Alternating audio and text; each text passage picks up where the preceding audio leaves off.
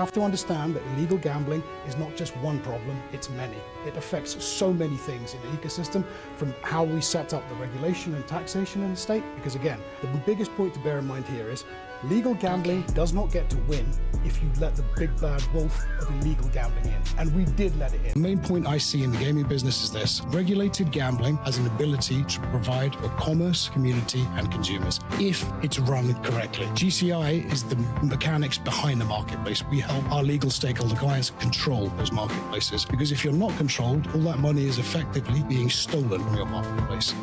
Crime is stealing from all of us, okay? What's coming next for them is basically everything you bring in on deposit criteria, KYC, responsible gaming. All of these are opportunities for crime. That's regulation exploitation. That's the main plank in the illegal gaming business.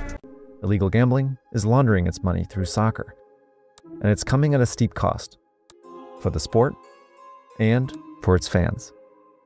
Crime has gone full circle on this to basically say, we're not just corrupting sports by offering everybody tons of cash here, we're also corrupting it by just bringing you stuff that you think is sports, but it's not sports.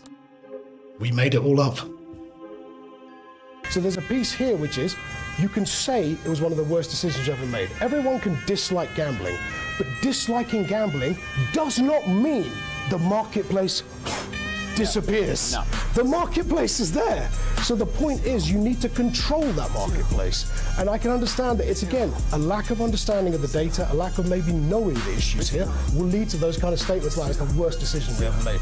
That's where this dark nexus is forming an issue now. In 2026, what we're really looking at is World Cup will be massively illegally streamed, even though those matches are going to be broadcast for free. If you're in France, you can watch the France games. But people are lazy about how they use those things. So I need to log into my local terrestrial TV account to watch that game on streaming. So I don't. I use illegal streaming, is what happens. And then they end up in front of illegal gambling.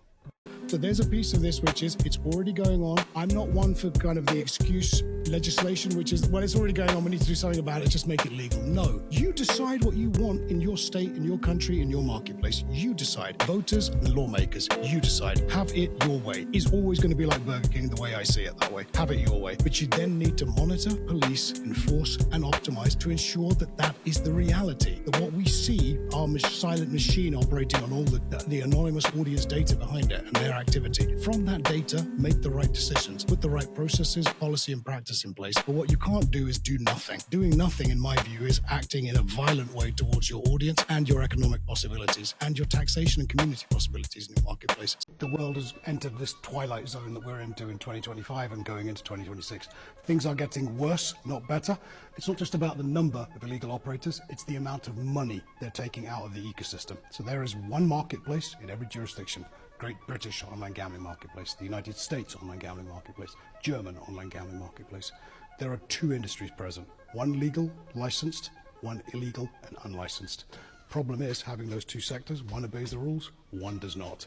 They're taking the majority of the revenue. Nobody's job was dealing with unregulated gambling, and it's the same issue that happened in every marketplace on earth. None of us expected that crime was going to turn up on the doorstep in every single country on earth and go, you know what, we're not just interested in this business because it's good for money laundering. We want this business because it's great for audience kind of control. We love this business because when they stop being gamblers, we can sell them financial loans. When they stop being able to get money from their banks, we'll give them crappy mortgages too. So we love owning this audience of consumers. That's what crime came for. That's why they're staying here. You ain't getting rid of these guys in any hurry.